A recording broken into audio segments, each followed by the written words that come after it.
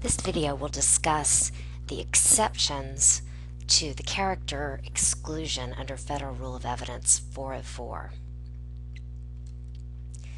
Federal Rule of Evidence 404 prohibits the use of character to show propensity in order to show someone acted in accordance with that character. 404 also prohibits the use of other acts in order to show character, in order to show propensity. Importantly, 404 does not prohibit the use of other acts to show anything besides character or propensity. While 404B includes some examples of other purposes, such as motive, identity, plan, absence of accident, those are merely examples, and the important point is that 404B does not prohibit evidence of other acts if they're being introduced for a purpose besides propensity. If you have a non-propensity purpose for another act, then it is not character at all, and you are not bound by 404, nor are you bound by 405 and its prescriptions on the way that character evidence can be introduced. It still may be excluded under 403, however. So when you do the balancing under 403, you're going to weigh the probative value of the other acts to show your non-propensity purpose against the possibility that those other acts will be unfairly prejudicial because the jury might use them for character. The jury might still think that because the defendant, for example, has committed another violent act, that he's more likely to have committed the one in this instance. So the balancing under 403 will be very important when you're bringing in evidence of other acts for a non-propensity purpose. What we're going to talk about now, however, is exceptions to 404's rule against character. In other words, the exceptions that we're going to talk about allow character, allow the use of other acts in order to show propensity. The first ones that we discussed under 413, 414, and 415 allow evidence of previous acts of sexual abuse or child molestation in order to show that the defendant is more likely to have committed sexual abuse or child molestation on this occasion. Those rules specifically allow evidence of character. Habit could also be considered an exception to the exclusion of character evidence, although technically what you are proving is a person's habit and not their character. If you have enough instances of a particular habit under Rule 406, then you can use that evidence to show someone is more likely to have acted in accordance with their habit. It is predictive behavior and not the same as character. In addition, there are three exceptions under 404 itself that allow in other acts evidence in order to show character.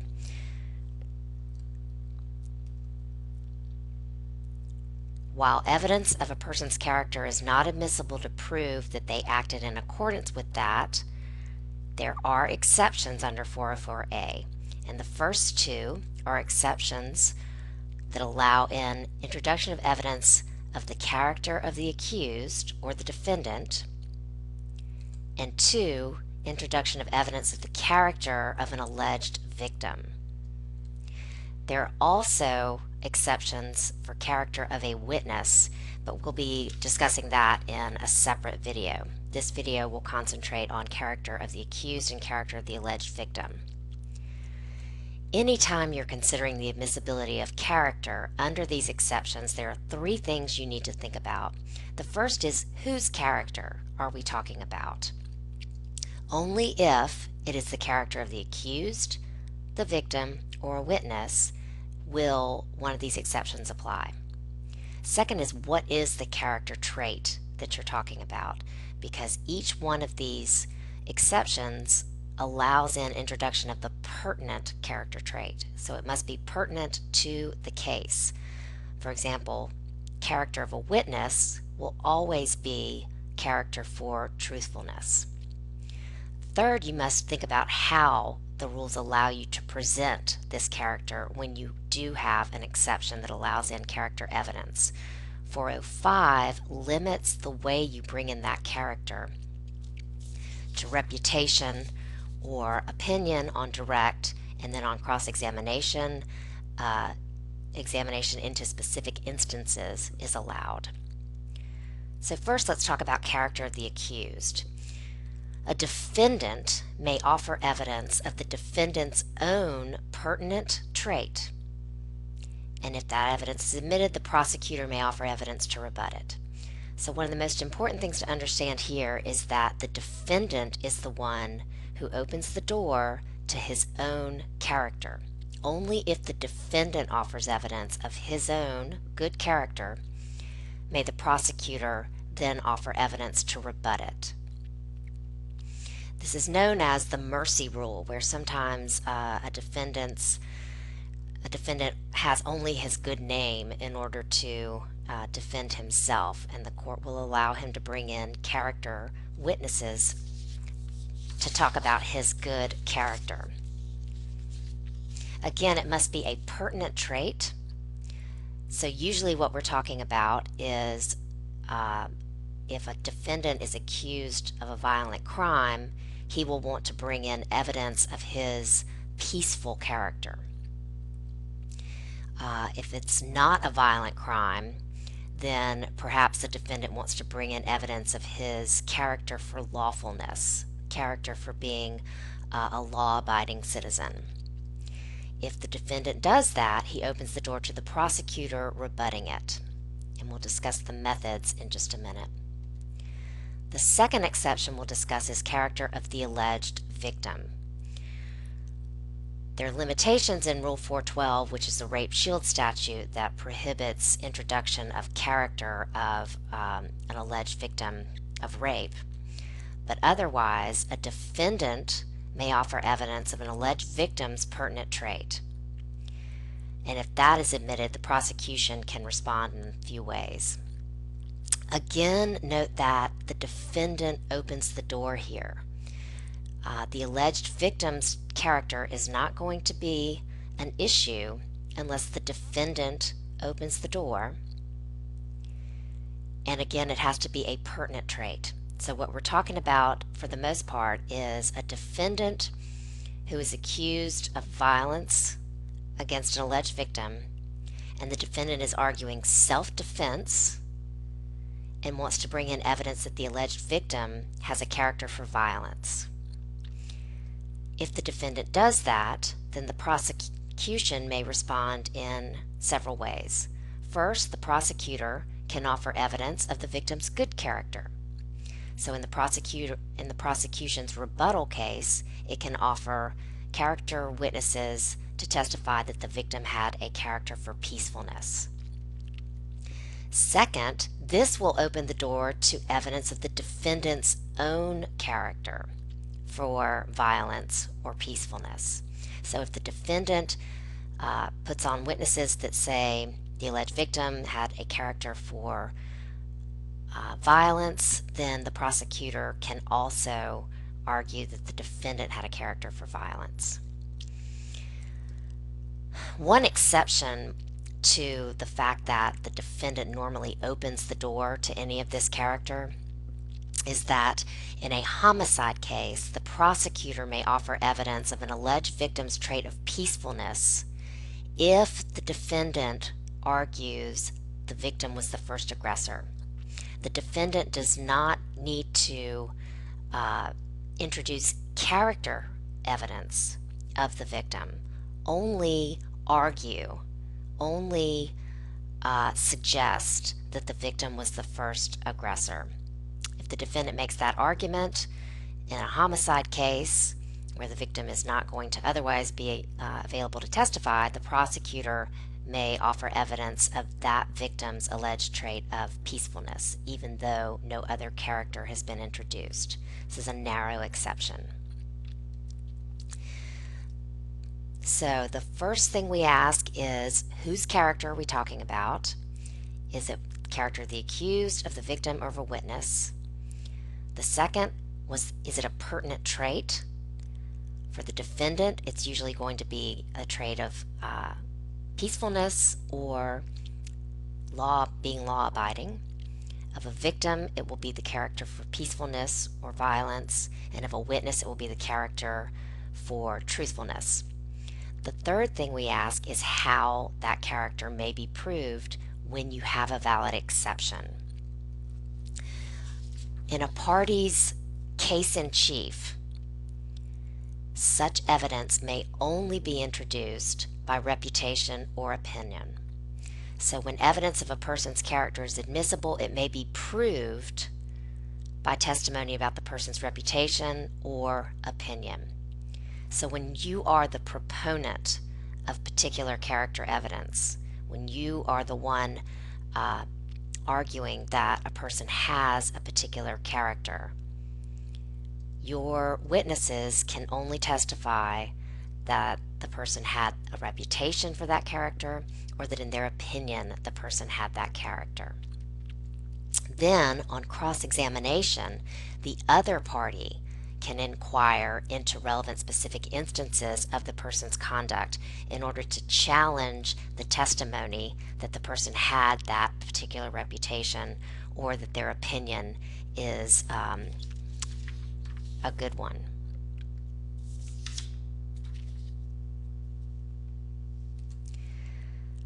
One exception that is often confused is under 405B, which states that if character is an essential element of a charge, claim, or defense, the character or trait may also be proved on direct by specific instances of the person's conduct.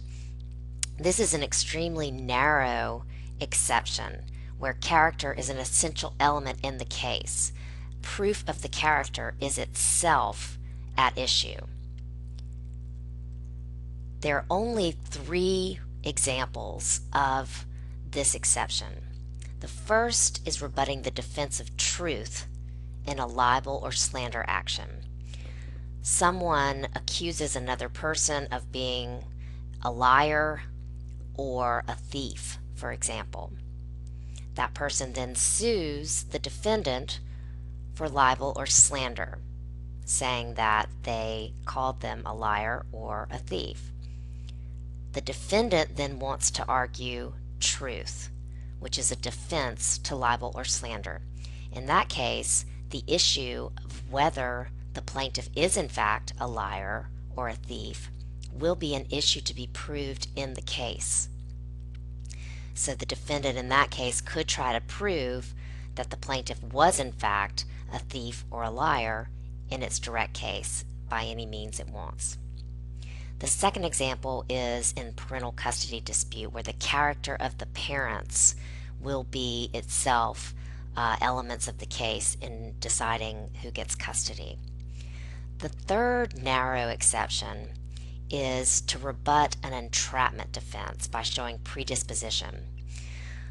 For example, a defendant is charged with dealing drugs, and he wants to argue that undercover policemen entrapped him into selling those drugs. In response to that defense, the prosecution can try to show predisposition. The particular defendant was predisposed to being a drug dealer because he had that character. In that instance, they would be able to prove that character any way they want, including by specific instances. Again, these are very narrow exceptions. In an ordinary case where a defendant is accused of a violent act and is arguing self-defense and wants to bring in the character of the victim, saying that the victim is a violent person, that doesn't make the character of the victim an essential element in the case. It merely allows the defendant to bring in the victim's character on direct and say that they had a character for violence. The character itself is not an essential element. Self-defense is being proved, but it's not. But the character is not the essential element. So what we've said is that a defendant can bring in evidence of his own good character. He can bring in witnesses to testify on direct that they are aware of his reputation, and his reputation is good for being law-abiding or good for being peaceful. They can also testify that in their opinion, the defendant has a good character for peacefulness or obeying the law. There are three ways that our prosecutor can fight back if the defendant does that. First, the prosecutor can cross-examine that character witness, and the prosecutor can ask that character witness about specific instances of bad conduct by the defendant. If the character witness is testifying that the defendant has a good reputation for being peaceful, the prosecutor can ask about specific instances that would challenge that reputation for peacefulness. So, for example, the prosecutor might ask, well, did you hear that the defendant committed an assault last year?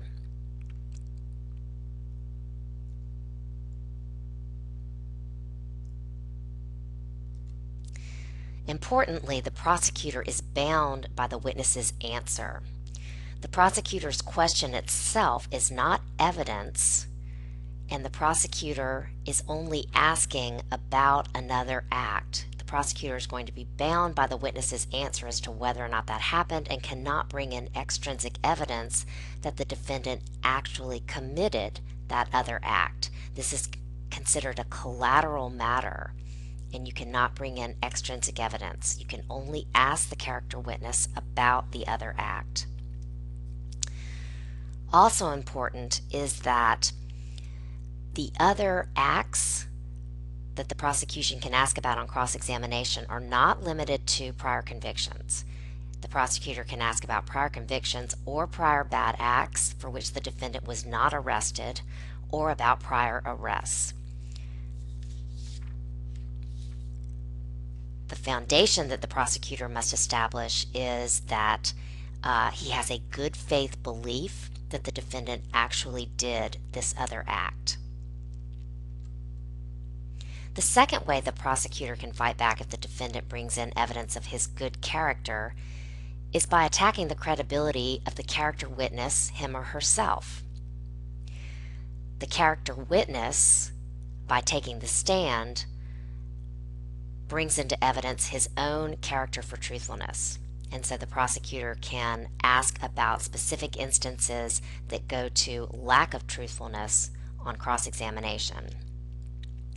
Finally, the prosecutor can offer her own character witnesses to testify that the defendant has a bad character. This would have to be in the prosecutor's rebuttal case because, of course, the prosecutor cannot introduce evidence about the defendant's character until the defendant has opened the door to that in the defendant's own case. The prosecutor will also be limited in the way she can bring in evidence in her case that the defendant has bad character. Those witnesses' testimony is going to be limited to the form of reputation or opinion. Next is character of the victim. Again, it is limited to a pertinent trait of the victim's character, which is typically an argument that the victim is a violent person and therefore was the aggressor and the defendant acted in self-defense. Again, 405A is going to limit the form that proof can take.